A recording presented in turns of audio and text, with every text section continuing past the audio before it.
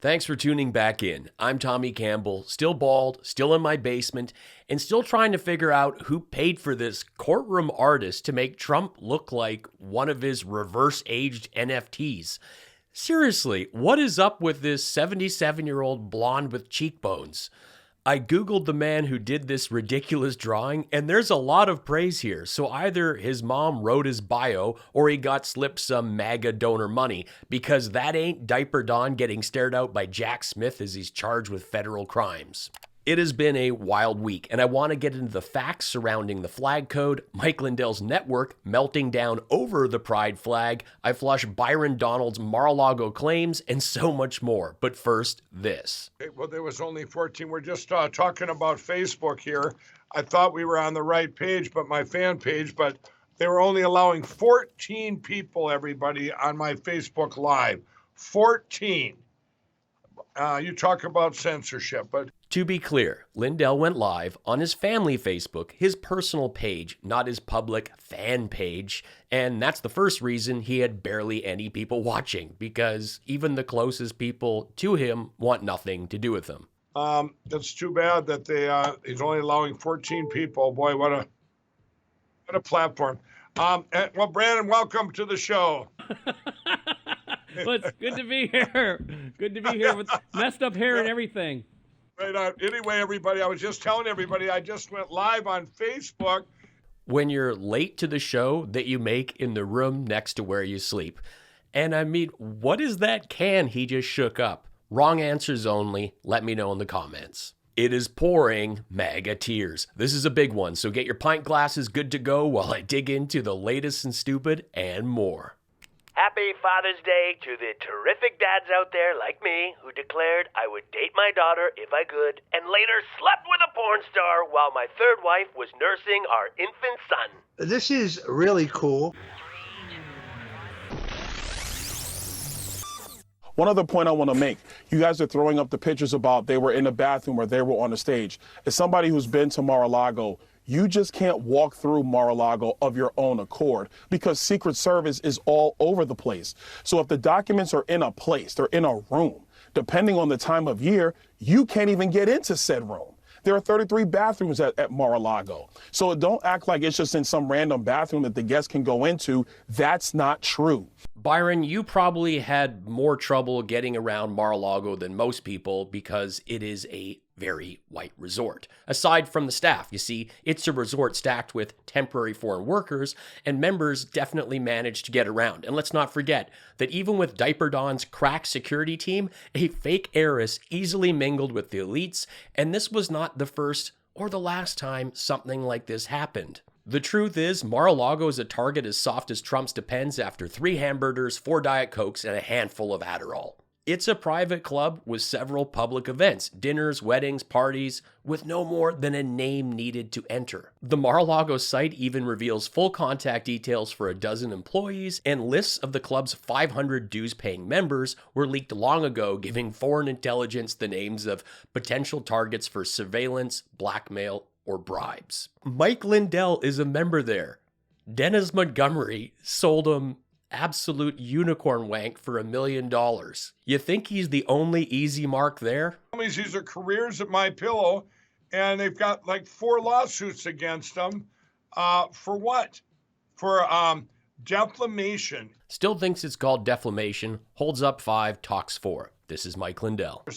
So defamation, that MyPillow, somehow they're twisting it. The MyPillow used promo codes to make money, and and it's like we've had this is how we do it. We track everything at MyPillow.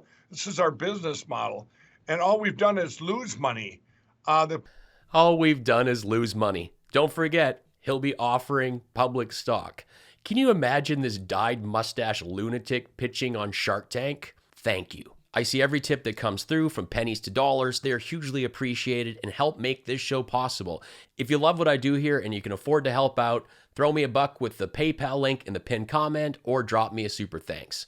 the White House draped a pride flag over the center of the building's south portico during an event over the weekend celebrating Pride Month. Between the crazy memes on Facebook and Fox's reaction to this shows just how far we have to go in so many ways. Found this entire thing, this entire virtue signal, appalling. Why do the people with the crosses flopped out over their clothes seem to be the least welcoming and inclusive? It is a flagrant violation of U.S. Flag Code Section 7E to have the United States flag not at a higher point and centered. These are some of the dumbest people on television. Flag code is just advisory. It contains no criminal or civil enforcement provisions. Sacrifices I have made.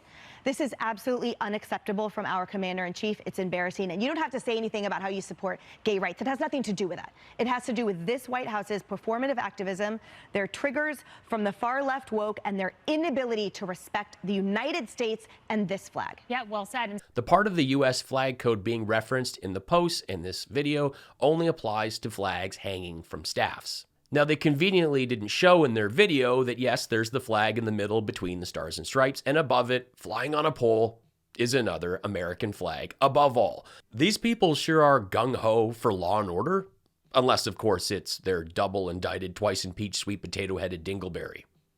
Let me tell you, everybody, though, I get there and I had a bouquet of media. I mean, I had media, and this is all the, not, you know, this isn't Fox News. I don't even know if Fox News ever shows up for anything anymore. Logan, get ready. We're going to check in with Fox in a little bit, so have that ready. Have that phone call ready, okay? A bouquet of media. I can't see any way that a group of far-right journalists awaiting Trump's propaganda are somehow a collection of flowers. I mean, maybe if Judge Jeanine is there, there could be a bouquet coming off the pint glass of boxed wine she's chugging. But yeah, bouquet of media. That's a new one, Mike. And now here's Lindell's far-right, uber-religious, roasted chestnut co-host going on about the flag. Buckle up. The current occupant of the White House, the squatter, Joe LGBTQ sniffing children Biden. By the way, did you see all that going on today at the White House? Taking our American flag, Old Glory, and flying it yesterday as a gay pride flag on the White House? He looks like his head's gonna explode. Not a very accepting and tolerant human being. Joe Biden and the queer, gay, LGBTQ, transgender garbage that went on yesterday. Was that yesterday or today on the White House lawn? It was disgusting. If a rainbow makes you implode, get help. I can never imagine. I'm going to try to be as nice as possible, but I'm going to be truthful. I never imagined such white trash could occupy the White House. I never imagined such absolute white trash could occupy the White House. Donald Trump had your boss, Mike Lindell, the ankle monitor-wearing former addict, Ted Nugent, and Kid Rock in the Oval Office. And blocks away, there was an insurrection that was genuine white trash start to finish. And that's before we even get started on your Marjorie Taylor Greenes, Lauren Boeberts, and others. Alex here, still in the bunker with Marjorie again. Good dude. Speaking of patriots, Donald Trump bought everyone in a Cuban cafe a free lunch. He took out his credit card and went table to table, swipe, swipe, swipe. Some for you, tip for you. All right. Sorry, what's that? Okay, I'm getting reports he may not have paid. He did not pay. What? Why should the president pay? Okay, I'm glad he didn't bend to the woke mob and buy a bunch of food. That would just be stupid. Well, I know MTG is paying for me on Father's Day because I have 4 kids. I don't know their names. I'm a horrible role model, but that's not going to stop the Blonde Meat Swamp from making me Mike Lindell's personal steak sandwich recipe using a pouch of survivalist meat that I sell. She's even got some tongs from Eric Trump and will be grilling in a super hot MAGA apron. But as much as I appreciate the effort to make me a slow select sandwich with overpriced bunker meat, if I see one frame of those underdeveloped goat hooves with so many warts she could tap dance to Kid Rock in a nitroglycerin factory and it still wouldn't save the skin that's so bubbly, Jacuzzi sent her a cease and desist order. We are talking 7 toes so mangled they look like they belong in a ginger basket at a wet market, and heels so crusty they may as well be filled with 5-day-old clam chowder. Because what is the rule, MTG? The socks stay on. The socks stay on. Garth Brooks, the biggest country artist of all time, is backing the beer that morons continue to shoot, blow up, and dump out for the entertainment of other ignorant smooth brainers. Yes, the artist with more record sales than Led Zeppelin and the Rolling Stones is opening a bar in Nashville and says he'll be serving Bud Light at his Friends in Low Places establishment, and he didn't mince his words saying, "I want it to be a place you feel safe in. I want it to be a place where you feel like there are manners and people like one another. And yes, we're going to serve every brand of beer. We just are. Our thing is, if you were let in this house, love one another. If you're an a-hole, there are plenty of other places on Lower Broadway." Garth Brooks sung at both Obama and Joe Biden's inauguration and has repeatedly said it's about unity and that all are welcome at a Garth Brooks concert. You know, this guy retired at the peak of his fame to spend a decade just driving his kids to school, and he didn't return to full-time performing until his youngest daughter began college. He just wanted to be a dad.